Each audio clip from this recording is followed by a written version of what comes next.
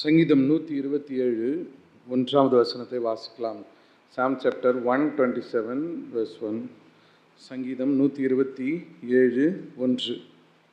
சங்கீதம் 127 1. கர்த்தர் வீட்டை கட்டாராகில் அதை கட்டுகிறவன் பிரயாசம் வருதா. இந்த செய்தியை நான் ஆரம்பித்து இதை பற்றி யோசிக்கிறப்போ எனக்கு உள்ள ஒரு பெரிய குழப்பம் இருந்தது. ஆண்டவரே, ஏன் என்ன இந்த வார்த்தையை பேச சொல்கிறீங்க? நான் இன்னும் அதில் முதிர்ச்சி அடையவில்லை. இப்படிப்பட்ட பகுதிகளை பேசுவதற்கு அனுபவம் தேவை. அப்போ ஆண்டவர் திரும்பவும் எனக்கு ஏவினார், நீ இதே பேசு, இதை தொடர்ந்து இதை தியானி அப்படின்னாரு. இதை தியானிக்கிறப்ப தான் இதை ஏன் தேவன் என்னோடு கூட பேச சொன்னார் என்பது எனக்கு புரிய வந்தது. சில நேரங்களில் சில சமயங்களில் கர்த்தர் சில வார்த்தை சபைக்கு சொல்லும் பொழுது அது நம்முடைய சபைக்கு உரியதாக இருக்கிறது என்பதை நான் நம்புகிறேன், விசுவாசிக்கிறேன். இந்த இடத்துல கர்த்தர் வீட்டை கட்டாராகில் கட்டுகிறவனுடைய பிரயாசம் விருதா. இப்போது இங்கே கர்த்தர் வீட்டை கட்டுகிறது, unless Lord builds the house. இங்கே வார்த்தை என்ன பயன்படுத்தியிருக்கிறாங்கன்னா ஹவுஸ், வீடு அப்படின்ற வார்த்தையை பயன்படுத்தியிருக்கிறாங்க. இங்கே வீடு கட்டுகிறதுன்றப்போ ரெண்டு வீடு இந்த இடத்துல சொல்லப்பட்டிருக்கிறது. ஒன்று எபிரேய வார்த்தையில் பானா அப்படின்ற வார்த்தையை பயன்படுத்துகிறாங்க. அப்படின்னா ஒரு வீடானது பர்மனண்ட்டாக கட்டப்படுற ஒரு வீடு. பாயத் அப்படின்னு இன்னொரு வார்த்தையை பயன்படுத்துகிறாங்க. அது கைகளினால் நாம் கட்டுகிற வீடு. பானா என்பது பர்மனண்ட்டாக கட்டுகிற வீடு. அதாவது ஹவுஸ்க்கும் ஹோம்க்கும் ஆன வித்தியாசம். கர்த்தருக்குள் கட்டப்படுகிற வீடு அப்படி என்பது ஹோம். அப்போ ஹோம் பில்ட் பை ஹூம் அப்படின்னு சொல்லலாம். ஹவுஸ் என்பது நம்ம கரங்களினால கட்டப்படுகிற ஒரு காரியம். இப்போ கடவுள் இந்த இடத்துல இந்த ரெண்டு காரியத்தையுமே அவர் நேராகவே சொல்லுகிறார்.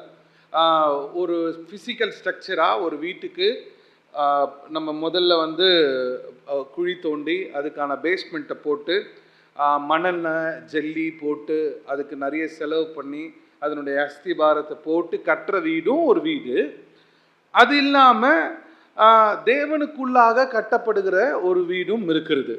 சரி, இன்றைக்கு நான் இந்த ஹவுஸ்க்கும் ஹோமுக்கும், அதாவது கர்த்தரால் கட்டப்படுகிற வீடுக்கும் மனுஷனால் கட்டப்பட்ட வீட்டுக்குள்ளே இருக்கிற வித்தியாசங்கள் என்ன என்பதை உங்களிடத்தில் நான் சொல்ல விரும்புகிறேன். நீங்கள் ஆதியாகம புஸ்தகம் 19ஆம் அதிகாரத்தில் வாசித்தோம் அப்படின்னா, லோத்து சோதேம் குமாரா பட்டணத்தில் ஒரு அழகான வீடை கட்டி இருந்தார். அந்த வீடு ரொம்ப அழகாக இருந்தது. அந்த வீடு ரொம்ப பிரம்மாண்டமாக இருந்தது. அந்த வீடு ரொம்ப பெரியதாக இருந்தது. ஆனால் அந்த வீட்டை விட்டு ஆண்டவர் என்ன சொன்னார் அப்படின்னா, நீ வெளியே போ அப்படின்னார். God said to go out from Sodom. சோதேமை விட்டு நீ வெளியேறு அப்படின்னார். சோதேமை விட்டு வெளியேறு அப்படின்னு லோத்துக்கு சொன்ன உடனே லோத்துக்கு மனசஞ்சலமாக இருந்திருக்கிறதுக்கு ஒரு வாய்ப்பு இருந்தாலும் அவன் தேவனுக்கு கீழ்ப்படிந்தான்.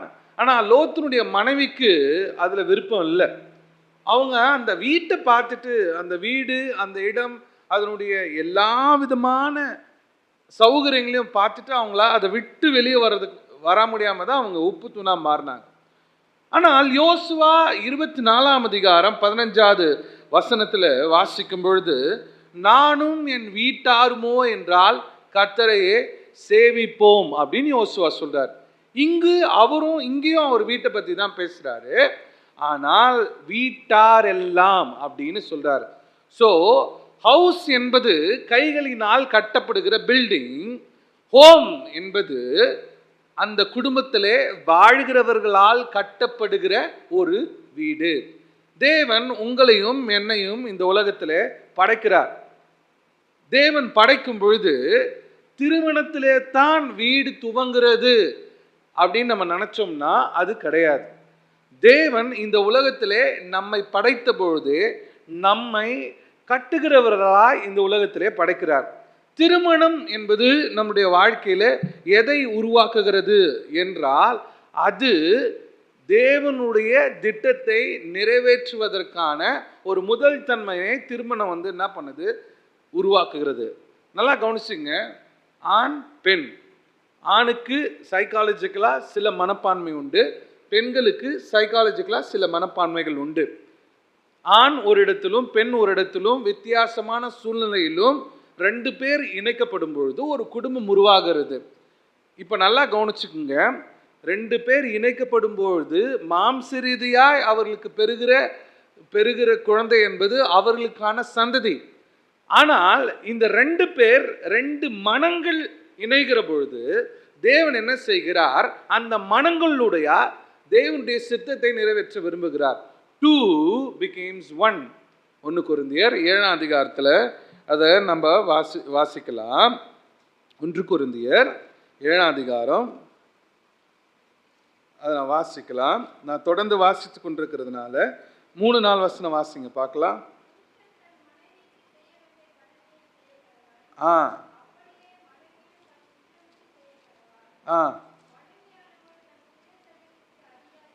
ஆ ஆ ஆ ஆ ஓகே, இங்க பாருங்க, 2 becomes 1. ஆண்டவர் சொல்றாரு 2 பேருக்கும் எந்த விதமான அதிகாரம் கொடுக்கப்படவில்லை. இருவரும் ஒன்றாய் இருக்கிறார்கள், ஒரே மாம்சமா இருக்கிறார்கள். இந்த ஒரு மாம்சத்திலே ஒரு யோசனை இருக்க வேண்டும் என்று தேவன் விரும்புகிறார். ஏன் நமக்கு கர்த்தர் கட்டுகிற வீட்டை நாம் கட்ட வேண்டும்? கர்த்தர் விரும்புகிற வீட்டை நம்ம ஏன் கட்டணும்? ஏன் தேவன் நம்மிடத்திலே நம்ம கையில் அதை கொடுத்திருக்கிறார்? ஏன் நம்ம கிட்ட அந்த பொறுப்பு இருக்குது அப்படின்னா, நிறைய இடங்களில் நம்ம இந்த உலகத்தில் ஆண்டவர் நம்மளை இந்த உலகத்தில் படைச்சு ரச்சிட்ட பிறகு நமக்கு இருக்கிற எல்லா தேவைகளை வைத்து நம்ம என்ன நினைக்கிறோம்னா, நம்ம கிட்ட இருக்கிற பணத்தை வைத்து நம்முடைய அறிவை வைத்து நாம் செய்கிற காரியங்களிலே தேவன் மகிமைப்பட்டு கொண்டிருக்கிறார் என்ற ஒரு நம்பிக்கை, அதாவது ஒரு தேவையில்லாத நம்பிக்கை எல்லா விசுவாசிகளிடத்தில் பரவலாக இந்த உலகத்தில் இருக்கிறது. ஆனால் புதிய ஏற்பாட்டு சத்தியத்தின்படி ஆண்டவராக இயேசு கிறிஸ்துவை ஏற்றுக்கொண்ட எல்லாருக்கும் குடும்பத்தை கட்டுகிற ஒரு வேலையை தேவன் வைத்திருக்கிறார். குடும்பத்தை கட்டுகிறது குடும்ப தலைவனுக்கு மாத்திரம் இருக்கிற ரெஸ்பான்சிபிலிட்டி அல்ல. குடும்பத்தில் ஒருவரும் இருக்கிற ஒவ்வொரு மனிதர்களுக்கும், ஒவ்வொரு பிள்ளைக்கும் அந்த ரெஸ்பான்சிபிலிட்டி இருக்கு, மனைவிக்கும் அந்த ரெஸ்பான்சிபிலிட்டி இருக்கு, கணவனுக்கும் அந்த ரெஸ்பான்சிபிலிட்டி இருக்கு, மாமியாருக்கும் அந்த ரெஸ்பான்சிபிலிட்டி இருக்கு, மருமகளுக்கும் அந்த ரெஸ்பான்சிபிலிட்டி இருக்கு. குடும்பம் அப்படின்றது என்னன்னா, மனிதர்களால், நபர்களால் சேர்க்கப்பட்ட ஒன்று. இந்த எல்லா மனிதர்களும் சேர்ந்து கட்டுகிற ஒரு காரியம்தான் தேவ ராஜ்யத்திலே கட்டப்படுகிற ஒரு என்னது ஹோம், தேவ ராஜ்யத்திலே கட்டப்படுகிற ஒரு வீடு. அப்ப அந்த வீடு எப்படி கட்டப்பட வேண்டும் அப்படின்னா, எந்த அஸ்திவாரத்தில் கட்டப்படும் அப்படின்னா, தேவனே அதற்கு அஸ்திவாரமா இருக்கணும்னு ஆண்டவர் சொல்றார். இப்போ how God builds a home, தேவன் வீட்டை எப்படி கட்டுகிறார்? தேவன் எப்படி வீட்டை கட்டுகிறார்? நம்முடைய வீட்டை எப்படி கட்டுகிறார்? மத்தேயு எழுதின சுவிசேஷ புஸ்தகம் 7ஆம் அதிகாரம் 24 27 வசனங்களை வாசிக்கலாம். மத்தேயு எழுதின சுவிசேஷ புஸ்தகம் 7ஆம் அதிகாரம் 24 27 வசனங்களை வாசிக்கலாம். ஆ ஆ ஆ ஆ ஆ ஆ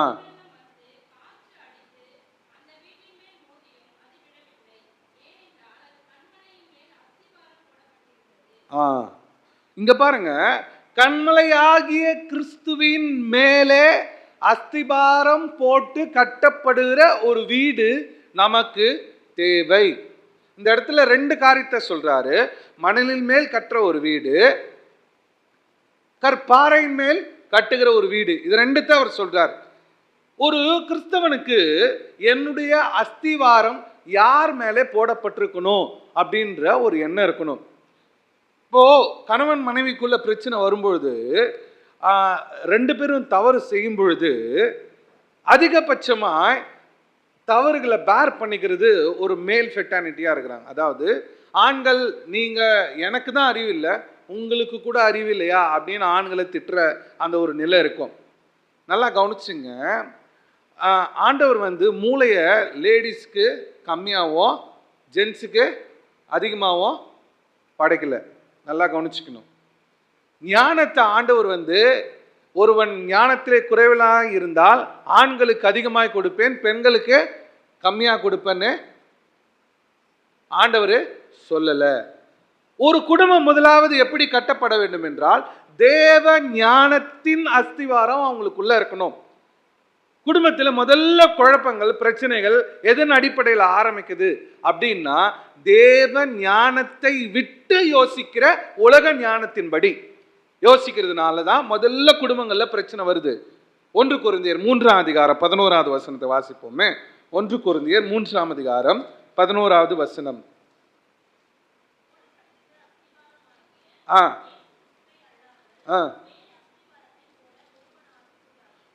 போடப்பட்டிருக்கிற அஸ்திபாரத்தை தவிர இயேசு கிறிஸ்து அல்லாம வேற அஸ்திபாரம் ஒண்ணு கிடையாது. ஒருவேளை ஒரு விசுவாசி இயேசு கிறிஸ்துவை சொந்த இரட்சகராக ஏற்றுக்கொண்ட பிறகு, இயேசுவை சொந்த தெய்வம் என்று சொல்லிவிட்ட பிறகு, அவங்களுடைய காரியங்கள்ல வித்தியாசமான ஒரு காரியம் தோன்றினால் என்ன ஆகும் அப்படின்னா, எல்லா டிசிஷனும் ஆண்டவர் மூலியமா எடுக்கிற டிசிஷனா இருக்காது. குடும்பங்களில் பல சிதைவுகள் ஏற்படுவதற்கு முக்கிய காரணம், நீங்க வசனத்தை நல்லா தெரிஞ்சிருந்தா கூட குடும்பத்தில் பிரச்சனை வரும், டேக்கிள் பண்ண முடியாது. ஏன் அப்படின்னா நாம் எதிர்பார்க்காத பிரச்சனைகள் ஏன் இந்த குடும்பத்தில் வருது அப்படின்னா, எல்லா பிரச்சனைக்கும் ரூட் காசு தேவன் மேல நம்ம போட்டிருக்கிற அஸ்திவாரம். உங்க வீட்டில் நீங்க ஆண்டவருக்கு பயந்து ஒவ்வொரு முடிவும் எடுக்கணும்னு நீங்க நினைக்கலாம். ஒருவேளை உங்க கணவன் அப்படிப்பட்ட ஒரு நினைப்புல இல்லாதவராக இருந்தாருன்னா ஆட்டோமேட்டிக்காக நீங்கள் என்ன பண்ணுவீங்க, அந்த பிரச்சனையை உங்கள் குடும்பத்தில் அனுபவிப்பீங்க. உங்கள் பிள்ளைக்கு அந்த அஸ்திவாரம் இல்லை அப்படின்னா ஆட்டோமேட்டிக்காக உங்கள் குடும்பத்தில் அந்த பிரச்சனை வரும். நீங்கள் என்ன செய்ய முடியாது, ஆண்டவரே நான் உமக்குள்ளாக இப்படி வாழ வேண்டும், இப்படி கட்டப்பட்டு இருக்க வேண்டும், நான் இப்படி என் குடும்பத்தை வளர்க்க வேண்டும் என்று நினைக்கிறேனே, என் கணவன் இப்படி இருக்கிறாரே, என் பிள்ளைகள் இப்படி இருக்கிறதே, என் மனைவி இப்படி இருக்கிறாங்களே அப்படின்னு நீங்கள் உங்களுக்குள்ள யோசிக்க ஆரம்பிச்சிங்கன்னா ஆண்டவர் உங்களுக்கு ஒரு காரியத்தை சொல்கிறாரு, நல்லா கவனிச்சுங்க. உங்களுடைய அஸ்திவாரத்திலே தாழ்மை படங்கள்னு ஆண்டவர் தான் சொல்லியிருக்கிறார். இங்க கற்பாறையின் மேல கட்டப்பட்ட வீடுன்னு ஏன் சொல்றாரு அப்படின்னா, நான் ஏன் சொந்த பலத்துல ஒரு அஸ்திவாரத்தை போட்டேன்னா அந்த அஸ்திவாரம் எப்படி போடுவேன்றது எனக்கு தெரியாது. ஒருவேளை கிறிஸ்துவே அதுக்கு அஸ்திவாரமா இருந்தா, பேஸ் அவரா இருந்தார்னா, நீங்க அவர் மேல கட்ட ஆரம்பிச்சிட்டீங்கன்னா இந்த ஷேக் வராது. பல சமயங்கள்ல குடும்பங்கள் தேவனுக்குள்ளாக இல்லாமல் குடும்பங்கள்ல பல குழப்பங்கள், ஒருத்தரும் ஒரு சைட்ல போறதுக்கான முக்கிய காரணம் என்னவா இருக்குது அப்படின்னா, அவங்க தேவன் மேல அஸ்திவாரத்தை யோசிக்கிற ஒரு தன்மை இல்லாத இருக்கிறதுனால. நான் ஒழுங்கா இருந்தா போதும், அவன் அப்படிதான், அவனை திருத்த முடியாது, அவனை என்னால் மாற்ற முடியாது. உங்களுக்கு ஆண்டவர் கொடுத்த பெரிய ரெஸ்பான்சிபிலிட்டி அது. அந்த ரெஸ்பான்சிபிலிட்டியை நீங்கள் என்ன பண்ணுறீங்கன்னா அவர்களுடைய பிஹேவியரை வைத்து அனலைஸ் பண்ணுறீங்க.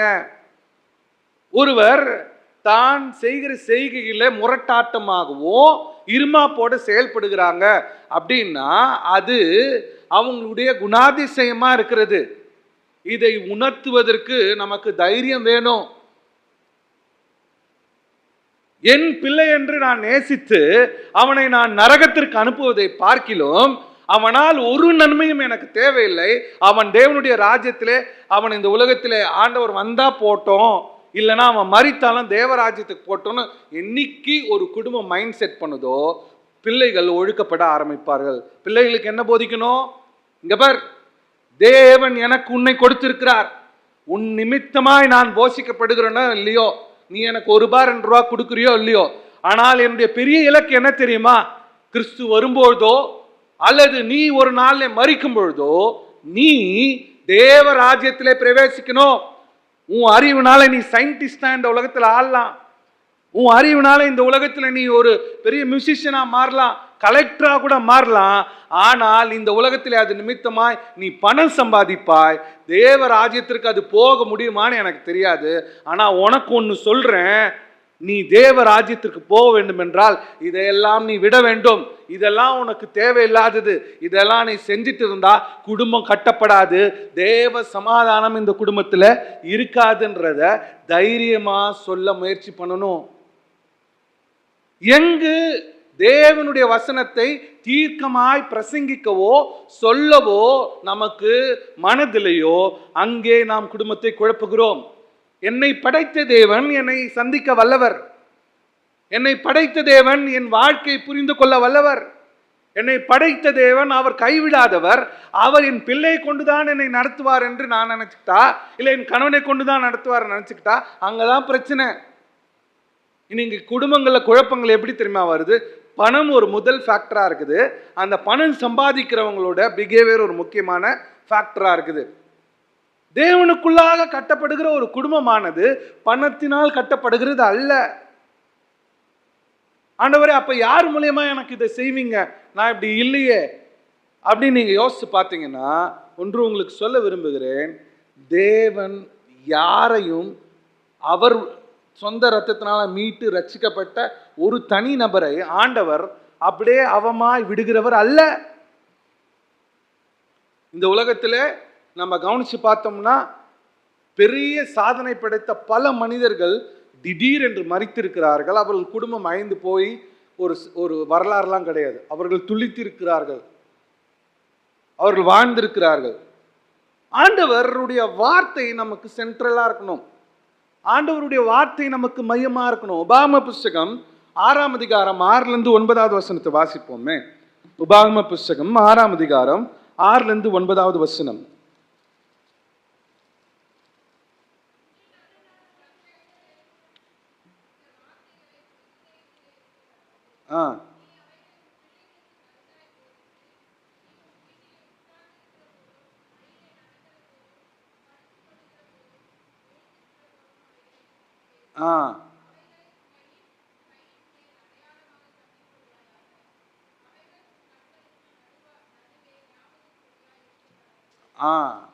இப்போ நமக்கு 9 வசனமும் வாசிருங்கக்கா.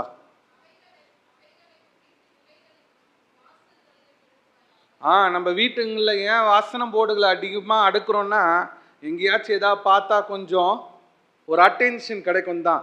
இங்க பாருங்க பிரியமானவர்களே, அவைகளை உன் பிள்ளைகளுக்கு கருத்தாய் போதித்து, நீ உன் வீட்டிலே உட்காரும் பொழுதும், வழியிலே நடக்கும் போதும், படுத்திருக்கும் பொழுதும், எழுந்திருக்கும் பொழுதும் அவளை குறித்து பேசி.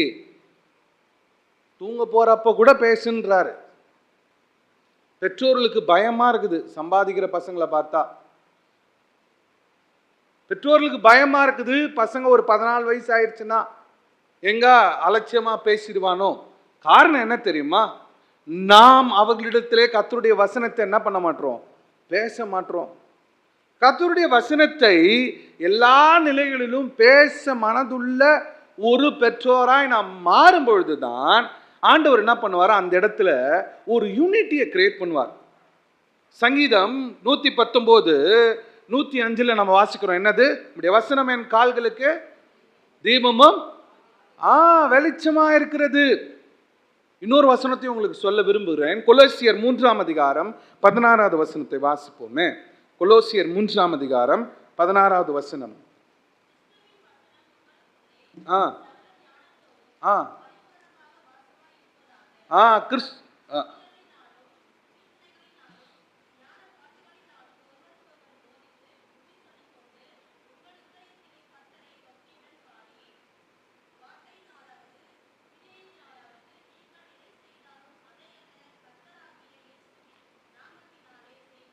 போதும். இங்க பாருங்க, குடும்பத்துக்குள்ள குடும்ப ஜபம் எங்க போட்டுக்குது பைபிள்ல அப்படின்னு கேள்வி கேட்க தேவையில்லை. இந்த வசனம்லாம் அதுக்கு என்னது எடுத்துக்காட்டு. என்னது? சங்கீதங்களினாலும் கீர்த்தனைகளினாலும் ஞான பாட்டுகள்னாலும் என்ன பண்ணோம், ஒருவருக்கொருவர் போதித்து. ஒருவருக்கு ஒருனா யாரு?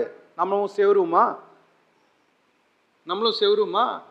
குடும்பத்தில் இருக்கிற நபர்களுக்குள்ள ஒருவருக்கொருவர் உட்கார்ந்து பாடி ஒவ்வொரு குறைகளை சொல்லி தேவ வசனத்தினால குடும்பத்தை கற்ற ஒரு நிலையை நாம் உருவாக்க வேண்டும். It should be habitual.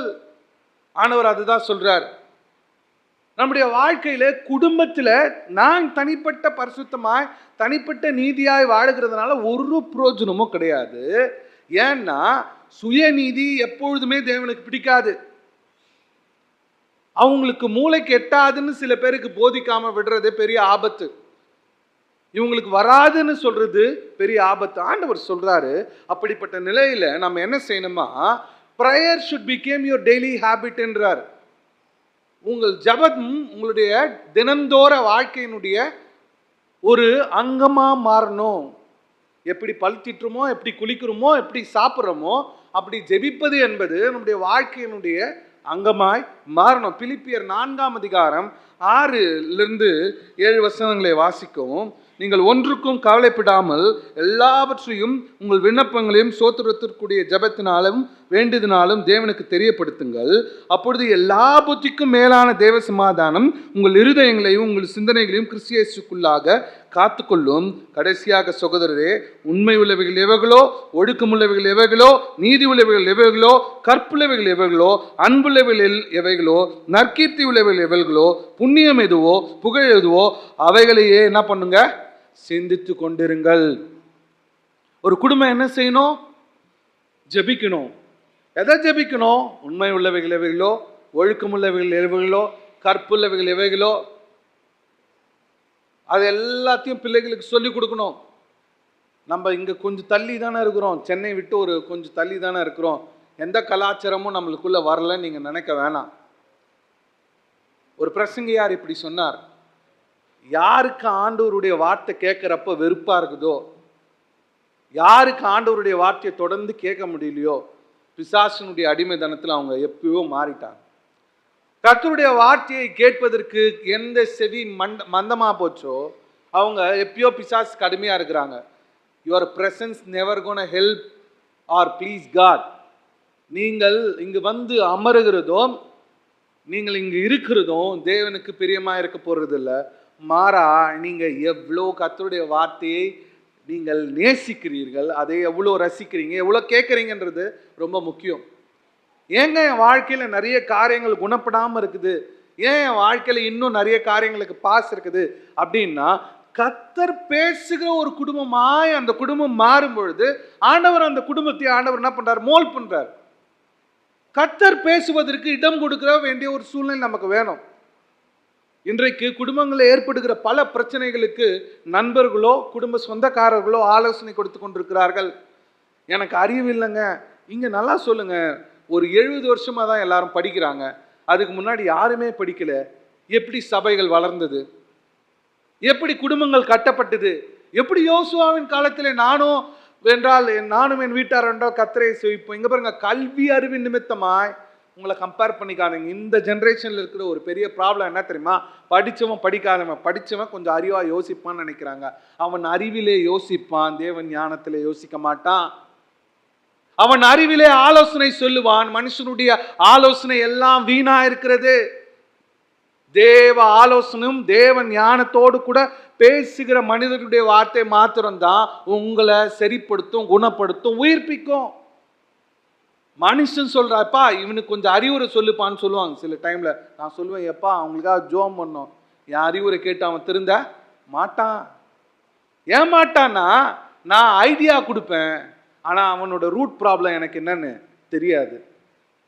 இன்னைக்கு இந்த உலகத்திலே ஆலோசனை சொல்ல, அறிவுரை சொல்ல, அதுக்கு சார்ஜ் பண்ண கூட கவுன்சிலர்னு இந்த உலகத்துல நிறைய பேர் இருக்கிறாங்க. அது நிமித்தமா ஒரு குடும்பம் கட்டப்படுமா? கட்டப்படாது. எப்படி வியாதிக்கு வைத்தியம் தேடுறாங்களோ அதே மாதிரி தான் சூழ்நிலை மாறும். ஆனா கர்த்தர் இங்க தெளிவா சொல்றாரு, நமக்கு ஞானம் வேணும். ஒரு குடும்பம் எப்படி கட்டப்படும்? எபேசியர் 5ஆம் அதிகாரம் 21-33 வசனங்களை வாசிப்போம்.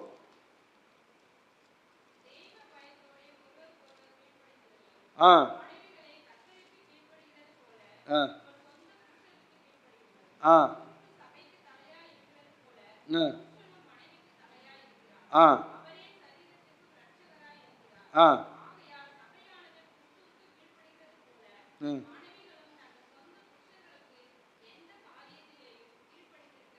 ஆ ஆ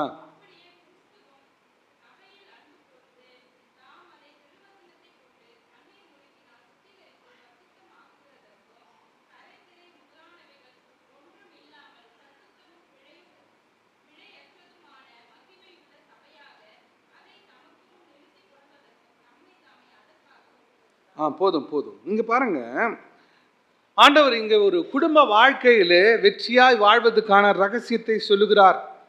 நீங்கள் உங்கள் குடும்பங்களிலே அன்பு கூறுங்கள், குடும்பத்துல நேசம் வைங்க. 2 காரியத்தை சொல்றாரு. You should love your family. வெறும் லவ் பண்றன்றது மட்டும் இல்லாம நீங்க அந்த அன்பின் நிமித்தமாய் மன்னிக்க ஆரம்பிங்க. குடும்பங்கள்ல மன்னிக்கிற குணங்கள் அதிகமாய் கம்மியாயிட்டே வருது. குடும்பங்கள்ல மன்னிக்கிற குணம் இல்லை. சொந்த கணவனே தப்பா பேசினா கூட மன்னிக்கிறதுக்கு மனைவிக்கு விருப்பம் இல்லை. மனைவியே தப்பா பேசினா கூட கணவர்களுக்கு மன்னிக்கிற விருப்பம் இல்லை. எப்படி நீ பேசலான்ற சண்டை நமக்குள்ளாக எல்லா இடங்கள்ல இருக்கிறது. நான் இந்த வசனத்தை கவனிக்கிறப்ப கவனிச்சேன். இதுக்கு பின்னாடி பேக்ரவுண்டு நிறைய சொல்லியிருக்கிறாங்க. எப்போ நம்மளுடைய சுயம் சாகலையோ அன்னைக்கு வரைக்கும் உங்களுக்கு கல்யாணம் ஆகலன்னு தான் அர்த்தம். நீங்கள் மனுஷன் 2 பேர் கணவர் மனைவியா மாம்ச ரீதியாக இணைந்திருக்கலாம், குழந்தை கூட பெற்றிருக்கலாம். ஆனால் சுயம் எப்போ சாகலையோ அது குடும்பம் இல்லை. என்னைக்கு எவ்வளோ டீப்பாகவும் மன்னிக்க பழகிறோமோ அன்னைக்கு தான் குடும்பம் கட்டப்படும். குடும்பத்தில் கணவனுக்கு அறிவு இல்லாமல் இருக்கலாம், மனைவிக்கு அதிகமாக அறிவு இருக்கலாம். உனக்கு தெரியாதுப்பா அப்படின்னு டாமினண்ட்டாக இருந்தோம்னா அதை ஆண்டவர் கவனிக்கிறார். கட்டுவதற்காகத்தான் உங்களை கட்டி வைத்தார். அறிவில்லாதவர் தான் உங்களுக்கு ஆண்டவர் கொடுத்துருக்கிறார். ஏன்? நீங்கள் சொல்லி கொடுப்பீங்கன்னு. நீங்கள் அதே அட்வான்டேஜாக எடுத்துக்கிட்டு உனக்கு தெரியாது வாய மூடு, உனக்கு தெரியாது இதை பண்ணாத, எனக்கு இதெல்லாம் அனுபவம் இருக்குது அப்படின்னு நம்ம பேச ஆரம்பிச்சோம்னாவே என்ன ஆகும்? குடும்பத்தில் நீங்கள் ஒருவருக்கொருவர் இழிவாய் பேசுகிறதை என்றைக்கு குடும்பம் நிறுத்துகிறதோ அன்றைக்கு தான் என்ன ஆகும்? குடும்பம் கட்டப்படும். ஏன் ஆண்டவர் ஓப்பனாக என்ன பேச சொல்கிறாருன்னு தெரியல. A healthy relationship with God will seen in a family. கர்த்தரோடு கூட நான் பயங்கரமா ஆரோக்கியமான உறவில் இருக்கிறேன் என்பதை என் குடும்பத்தாரே எனக்கு சாட்சி சொல்லுவாங்க. இவ்வளோ மோசமாக பேசுகிறேன், ஆனாலும் எப்படி என்னை நேசிக்கிற, எனக்கு எப்படி இதை வாங்கி வந்து தர, இவ்வளோ மோசமாக நான் பேசுகிறேன், எப்படி நீ என் கூட இவ்வளோ உறவாக இருக்கிற, இவ்வளோ நான் மோசமாக நடந்துக்கிறேன், ஆனாலும் நீ எப்படி இப்படி இருக்கிற, வேற வீட்டுக்கு போக முடியாது அதுக்காக வராரு. அப்படி கிடையாது, அது வேற உலகத்தவன் வேற. ஆனால் குடும்பத்தில் எப்போ ஒரு கிறிஸ்து குடும்பம் இருக்குதோ அந்த குடும்பத்தில் எல்லா வேலையும் முடிஞ்சிச்சு. அடுத்த தாட் என்ன தோணும்? மனைவி தோணும், இல்லை புருஷனை தோணும். இல்லை, இன்னைக்கு பெரிய பிரச்சனை இன்னொன்று இருக்குது. என்ன தெரியுமா? பிள்ளைகளை மட்டும் பயங்கரமாக நேசிக்கிறது. ஹஸ்பண்ட் வீட்டில் இருந்தால் லெஃப்டில் திரும்புறது, ரைட்டில் திரும்புறது. இது எப்படி வருது? இந்த ஆட்டிடியூட் எப்படி வருது? வசனம் கூட நிலைக்கிறது இல்லை, வசனம் உள்ள கிரியை செய்யறது இல்லை. ஆண்டவர் சொல்றாரு, எம்மா எப்பா நல்லா கவனிச்சுக்கோ, 2 பேருமே எதுக்குமே அதிகாரி கிடையாது. ஒன்னா குடும்பத்தை பில்ட் பண்ணும். நீங்க என்ன உங்க இஷ்டமா சொல்லுகிறீங்க, நான் அப்படி சொல்லவே இல்லையென்றார். நீங்கள் எவ்வளோ மன்னிக்கிறீர்களோ, எவ்வளோ உங்களை தாழ்த்துகிறீர்களோ, எவ்வளோ ஹியூமிலிட்டி உங்களுக்குள்ள வருதோ அதெல்லாம் உங்களை பலப்படுத்தும். சில சமயங்களில் நம்முடைய வாழ்க்கையில் நம்ம இதோட இன்டென்ஷன் என்னன்னு புரிஞ்சுக்கிறது இல்லை. பிள்ளை வளர்ப்பில் ஒரு பெரிய ப்ராப்ளம் இருக்குது. நீதிமொழிகள் 22ஆம் அதிகாரம் 6வது வசனத்தை வாசிப்போமே. நீதிமொழிகள் 22வது அதிகாரம் 6வது வசனம்.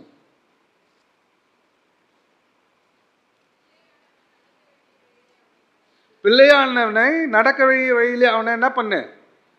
நடத்து. அப்புறம் அவன் முதிர் வயதில் எப்படி இருப்பானா? எப்போ சின்ன வயசுலேயே பையனை எப்படி போகணும் எப்படி வரணும்னு சொல்லி கொடுத்துருங்க. நீங்கள் சின்ன வயசில் உங்கள் பசங்களுக்கு இதுதான்பா, இப்படி தான்பா, நம்ம குடும்பத்தோட பட்ஜெட் இவ்வளோ தான்பா, நீ இவ்வளோ தான்பா சிந்திக்கணும், நீ எவ்வளோ சம்பாதிச்சாலும் அதில் கடவுளுக்குன்னு இவ்வளோ கொடுக்கணும்பா, உங்ககிட்ட எவ்வளோ இதுவாக இருந்தாலும் சபைன்னு ஒரு தேவை இருந்தால் அங்கே போய் செய்யணும்பா, அப்படி சொல்லி கொடுத்து பாருங்க, பிரச்சனையே இல்லை. சபை காரியங்களை வாலிபர் இடத்துல எங்களால் பேசவே முடியல. நம்ம வாலிபர்கள் சொல்ல, ஜென்ரலாக சொல்கிறேன். சபையை குறித்த பாரங்கள் நிறைய பேருக்கு உருவாகவே இல்லை. காரணம் என்ன தெரியுமா? பெற்றோர்கள் அதை வீட்டில் ஆரம்பிக்கல. ஒரு வசனத்தை உங்களுக்கு நான் சொல்கிறேன், நல்லா கவனிங்க. எபேசியர் 6ஆம் அதிகாரம் 4ஆம் வசனம் வாசிங்களேன். எபேசியர் 6:4. ஆ ஆ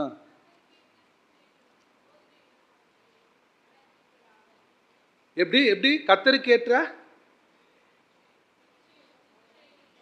90 மார்க் எடுத்துட்டா 100 மார்க் ஏன் எடுக்கலன்னா அரை மணி நேரம் பேசுகிறோம். 50 மார்க் எடுத்துட்டா ஏன் 70 மார்க் எடுக்கலன்னு அரை மணி நேரம் பேசுகிறோம். இத்தனை டியூஷன் வைக்கிறேனே, நான் இங்கே போய் இது பண்ணுறேனே. எத்தனை வசனம் நம்ம பசங்களுக்கு மனப்பாடமாக தெரியுன்றதை பற்றி நம்மளுக்கு எதாவது கவலை இதா கிடையாது. சண்டே ஸ்கூலில் என்ன சொல்லி தந்தாங்க இன்னைக்கு, என்ன எதை கற்றுக்கிட்ட, சொல்லி கொடுத்த பகுதி 10 நிமிஷம் தான் உங்களால் பேச முடியும். வியாக்கியானம் பண்ணி உங்கள் வீட்டில் உட்காந்து அது எலாபரேட்டாக உங்களால் பேச முடியுமா உங்கள் பிள்ளைகளுக்கு? ஏன் சண்டே ஸ்கூல் டீச்சர் தான் பேச முடியுமா? நம்ம கொடுக்குற 40 நிமிஷத்தில் ஒரு 10 நிமிஷம் இல்லை 15 நிமிஷம் கதை சொல்லுவாங்க. அது ஏதாவது ஒரு பகுதியாக இருக்கும். தாவீதை குறித்து முழுவதாக யார் பிள்ளைகளுக்கு போதிக்கிறது? யோசுவாய் குறித்து பேசினால் அந்த பிள்ளைகளுக்கு யோசுவாய் குறித்து 15 வயது வரைக்கும் அவங்க சிறு கூட்டத்திலே சண்டே ஸ்கூல்லே உட்காடுறாங்களே, அவங்களுக்கு அந்த மொத்த இதுவும் யார் சொல்றது? 10 நிமிஷத்தில் அவங்க கற்றுக்கிறது புரியுமா? இன்றைக்கு ஏன் கடமை இல்லை, ஏன் வேலை இல்லை, ஆவுக்குரிய ஜீவத்தில் என் பிள்ளைகளை வளர்ப்பதில் எனக்கு பொறுப்பு இல்லைன்னு நிறைய பெற்றோர்கள் இருக்கிறாங்க. இங்கே பாருங்க, உங்களுக்கு தெரியுதோ தெரியலையோ, கர்த்தர் உங்களுக்கு எவ்வளோ பேசினாரோ அவ்வளோத்தையும் உங்கள் பிள்ளைகளுக்கு கடத்த வேண்டிய கட்டாயத்தில் நீங்கள் இருக்கிறீர்கள். ஒருவேளை நீங்கள் அதை செய்யலைன்னா முதிர் வயது வரும்பொழுது பிள்ளைகள் அவங்க இஷ்டத்துக்கு இருப்பாங்க. உங்களால் கண்ட்ரோல் பண்ண முடியாது. ஏன்னு கேள்வி கேட்க முடியாது. வசனம் பேசுனீங்கன்னா இன்னும் இப்போ இதெல்லாம் சொல்லுகிறேன்னு கேட்பாங்க.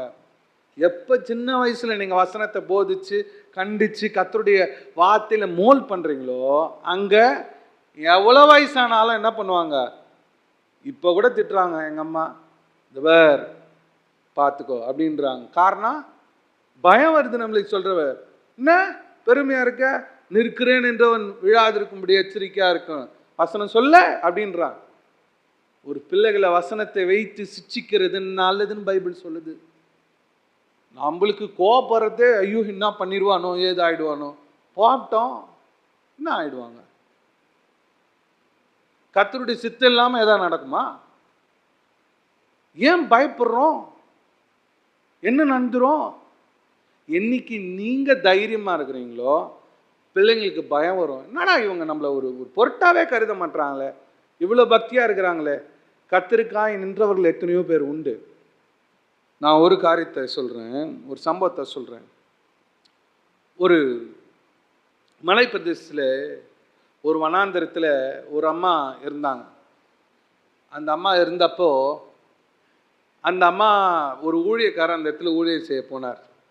ஊழியம் செய்கிறப்போ போகிறப்போ இந்த அம்மா மாத்திரம் சபைக்கு அந்த மலைப்பகுதியில் கீழே இருந்து மேலே போய் சபை அட்டன் பண்ணுவாங்க. அந்த குடும்பத்தில் யாருமே ரட்சிக்கப்படலை. ரட்சிக்கப்படாதப்போ இந்த அம்மா இருந்தாங்க. இந்த அம்மா இருந்தப்போ ஒரு நாள் காலையில் ஒரு ஊழியக்காருக்கு ஆண்டவர் உணர்த்தினார், நீ போய் அந்த மலை தேசத்துக்கு போ அப்படின்னார். மலை தேசத்துக்கு போனப்போ அவர் போனார். போன உடனே இவர் போயிட்டு, ஒரு சகோதரி நீ சபையில் பார்த்தியே பிரசங்கம் பண்ணுறப்ப அந்த அம்மா போய் பாரு அப்படின்னார். இவர் போகிறாரு, இறங்கி போகிறாரு, அந்த அம்மா போய் பார்க்கலான்னு போகிறாரு. பார்த்த உடனே இவர் பார்த்த சம்பவம் பிக்சர் அவருக்கு வித்தியாசமாக இருந்தது. அந்த அம்மாவுடைய பையன் இறந்து கிடந்தான். அந்த அம்மா அந்த சடலத்தோடு அந்த அடக்கம் பண்ணுவதற்காக காத்துனுக்குறாங்க. இவர் போன உடனே இதை பார்த்துட்டு, ஆண்டவரே என்ன ஆண்டவரே அப்படின்னோடனே இந்த அம்மா போன அம்மா இவரை பார்த்த ஊழியக்காரை பார்த்த உடனே ரொம்ப சந்தோஷமாக அவங்க பாதங்களை அழுது சொன்னாங்க, ஆண்டவரே ஐயா நான் ஆண்டவரை ஏற்றுக்கிட்டேன், என் பிள்ளை மறிச்சிட்டான், இந்த ஊர் சம்பிரதாயம் ஏதோ போய் அடக்கம் பண்ணணுன்னு போகிறாங்க, யாருன்னா என் பிள்ளைக்கு ஜோம் பண்ணுவாங்களான்னு யோசனை இருந்தேன், நீங்கள் வந்திருக்கிறீங்க, நீங்கள் ஜோம் பண்ணுங்க, என் பிள்ளைய நான் அடக்கம் பண்ணிடுறேன் அப்படின்னா.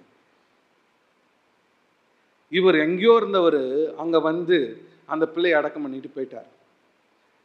இன்னொரு நாள் ரொம்ப காலம் கழிச்சு திருப்பி இதே மாதிரி ஒரு நாள் ஆண்டவர் அவங்கள போய் பாருங்க அப்படின்னார்.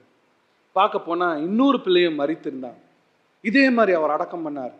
இப்போ அந்த ஊழியக்காரர் சொல்றாரு, அந்த அம்மா எங்கேயோ ரட்சிக்கப்பட்டாங்க, அந்த அம்மா எங்கேயோ வாழ்ந்தாங்க. ஆனா அந்த அம்மா உன்னுடைய இருதயத்தின் வாஞ்ச கர்த்தர் இந்த பிள்ளை அடக்கம் பண்ணணும்னு யோசிச்சாங்க. என்னை 50 கிலோமீட்டர்லேருந்து கீழே தாழ அனுப்பி ஆண்டவர் இதை செய்ய வைத்தார்.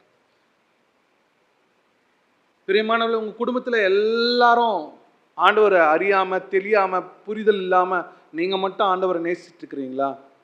உங்க இருதயத்தின் ஆழத்தை ஆண்டவர் அறிவார். நீங்கள் என்ன நேசிக்கிறீர்களோ அதை ஆண்டவர் உங்களுக்கு செய்வார். அவரை நேசிக்கிறவர்களை புறம்பா தள்ளுறதே கிடையாது. அவரை நேசிக்கிறவர்களை அவர் அல்ல தட்டுறது கிடையாது. அது எத்தனை தூரம் என்று என் தேவன் பார்க்க மாட்டார், எவ்வளோ ரிஸ்க் என்று பார்க்க மாட்டார், என்ன பணம் என்று பார்க்க மாட்டார். என் தேவன் எப்படிப்பட்டவர் தெரியுமா? அவரை உண்மையாய் நேசிக்கிற, அவரை உண்மையாய் விரும்புகிற, அவரே என் குடும்பத்திற்கு நிலையாய் வேண்டும் என்று நினைக்கிற ஒரு இருதயத்தை ஆண்டவர் கனம் பண்ணுகிறவர். கேடாய் உங்களை விட மாட்டார். இன்னைக்கு குடும்பம் கட்டப்படாமல் இருக்கிறதுக்கு காரணம் என்ன தெரியுமா? நம்முடைய வீட்டில் இருக்கிறவங்க பலர் சிதறி கிடக்கிறதுக்கு காரணம் என்ன தெரியுமா? அவங்க தேவனை நேசிக்காம இருக்கலாம். நீங்க போய் சொல்லுங்க, நான் உன்னை நேசிக்கிறதை காட்டிலும் என் இயேசுவை நேசிக்கிறேன், என் நேசிக்கிற தேவன் உன்னை கொண்டு வருவார்னு சொல்லுங்க. நீங்க பேச ஆரம்பிக்கலன்னா யார் பேசுவா? பிரியமானவர்களே, இந்த சபைக்காய் ஜெபம் பண்ணும்போது இந்த சபையிலிருந்து கர்த்தரை விட்டு பிரிந்திருக்கிற சில பேரை நினைத்து நான் ஜெபிக்கிறது உண்டு.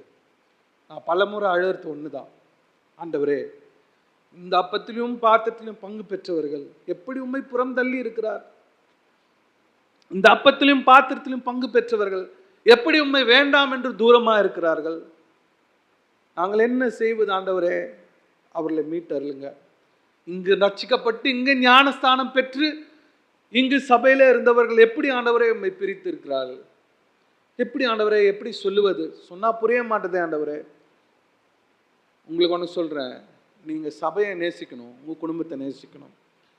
உங்கள் குடும்பத்தில் உங்களுக்குள்ள தேவனுடைய அன்பு நிலைத்திருக்காவிட்டால் தேவன் அந்த குடும்பத்தை எப்படி நேசிப்பார் எனக்கு தெரியல. மன்றாட வேண்டிய, போராட வேண்டிய கட்டாயத்தில் இருக்கிறது.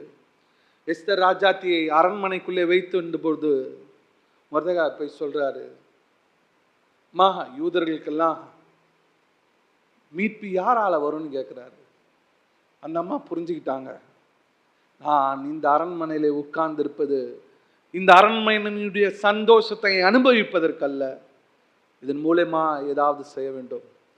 எஸ்தர் அவள் ரெட்டுடுத்தி சாம்பலை உட்கார்ந்து உபவாசித்து ஜெபித்தார். யூதர்களுக்கு ரட்சிப்பு யாராலே வரும் என்ற கேள்வி எழும்பிடும் பொழுது அவளாலே வந்தது. இன்றைக்கு நம்முடைய குடும்பத்தினுடைய ரட்சிப்பு யாராலே வரும்? நம்மால தான் வரும். நம்முடைய சூழல்ல ரட்சிப்பு யாரால வரும்? நம்மால தான் வரும். யாரையும் குறை சொல்லாதீங்க, யாரையும் பிளேம் பண்ணாதீங்க, யாருடைய பரிசுத்தத்தை குறித்து நீங்கள் கேள்வி எழுப்பாதீங்க. மாறாக என்னால் ரட்சிப்பு வர வேண்டும் என்று ஆண்டவருடைய பாதத்திலே நெத்து உட்கார்ந்து ஜெபிக்க ஆரம்பிங்க. யாரும் மீட்பு உங்க குடும்பத்துக்கு கொண்டு வர முடியாது. இப்படி தேவனுடைய காரியத்தை வைத்து கட்டப்படுகிற குடும்பம் தான் அது அஸ்திவாரத்தில் நிலைத்திருக்கிற குடும்பமா இருக்கும். இப்படி தேவனுடைய பாதத்திலே அமர்ந்து ஒவ்வொன்றையும் கேட்கிற குடும்பம் தான் அது அஸ்திபாரத்தில் நிலைத்திருக்கிற குடும்பமா இருக்கும். நீங்க எவ்வளவு நேரம் ஜெபம் பண்றீங்க, எத்தனை முறை பைபிளை படிச்சீங்க, இதை மெஷர் பண்ணிக்கிட்டு ஆண்டவர் ஆசீர்வாதம் தரதில்லை. நீங்க எவ்வளவு உண்மையா அவருக்கு ஒவ்வொரு காரியத்தையும் செய்றீங்க, ஒவ்வொரு கிரியையும் செய்யும் பொழுது அதில் அவர் பிரியப்படுகிறாரா என்பதை பார்த்து தயவு பண்ணுகிறார். நான் மனம் நொந்து பல வேளைகளை அமர்க்கும் பொழுது, என்னை சுற்றியுள்ளவர்கள் என்னை தேற்றும் பொழுது நான் யோசிக்கிறேன், நான் இல்லை ஆண்டவரே, நீங்க அவங்கள எழுப்புறீங்க. ஆண்டவரே, நான் என்னைக்கும் உமக்கு பாரமா இருக்கக்கூடாது. ஆண்டவரே, என் செய்கைகள் எனக்கும் உமக்கு பாரமா இருக்கக்கூடாது, என் கிரியைகள் எனக்கும் உமக்கு பாரமா இருக்கக்கூடாது. என்னை எவ்வளோ நேசித்து காலைல பார்த்தோம், சபிக்கப்பட்ட இடத்துல இருக்க வேண்டிய நம்மை அவர் உயர்ந்து வச்சிருக்கிறப்போ நம்ம அதெல்லாம் புரிஞ்சுக்கிட்டு திரும்ப அவருக்கு மாறா வேற என்னத்தையாச்சும் செலுத்தணும்னா ஆண்டவர் எப்படி பிரியப்படுவார்? பிரியமானவர்கள், ஆண்டவரை நேசிங்க. உங்களுடைய பிரச்சனை என்னவா இருக்கலாம், உங்கள் நிலை என்னவா இருக்கலாம், உங்களுடைய வாழ்க்கையின் எதிர்காலத்தை குறித்து உங்களுக்கு என்ன வேணா தோணலாம். ஆண்டவர் ஒன்றை உங்களுக்கு சொல்லுகிறார்.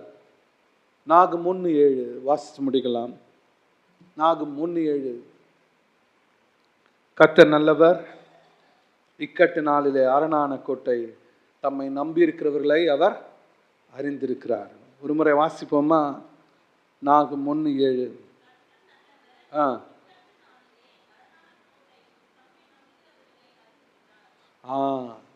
ஆண்டவரை யார் நம்புறோமோ, யார் ஆண்டவரை மேல விசுவாசம் வைக்கிறீங்களோ, உங்களுக்கு என்ன இக்கட்டு வேணா இருக்கலாம், என்ன போராட்டம் வேணா இருக்கலாம், என்ன பாடு வேணா இருக்கலாம், ஆண்டவர் உங்களை நேசிக்கிறார். அவர் உங்களை அப்படியே விட்டுற தேவன் அல்ல. அவருக்கு தெரியும் அவர் எங்கு ஆரம்பித்தார் என்று. அதனால் அவருக்கு தெரியும் அவர் எங்கு முடிக்க வேண்டும் என்று. Is an alpha, is an omega. அவர் ஆதியும் அந்தமுள்ள தேவன். ஒரு பொழுதும் நம்மை அவர் என்ன பண்ண மாட்டார், அப்படியே நட்டாற்றில் விட மாட்டார். நான் தொடர்ந்து சொல்கிறேன், ஆண்டவரை நேசிக்கிற குடும்பம், ஆண்டவரை வாஞ்சிக்கிற குடும்பம், கர்த்தருடைய வார்த்தைக்கு கீழ்ப்படுகிற குடும்பம் என்னைக்கும் அது இப்படியே போச்சுன்னு கிடையாது. கர்த்தரை நம்புவோம், கர்த்தரை செவிப்போம், கர்த்தர் அதில் பிரியப்படுவார்.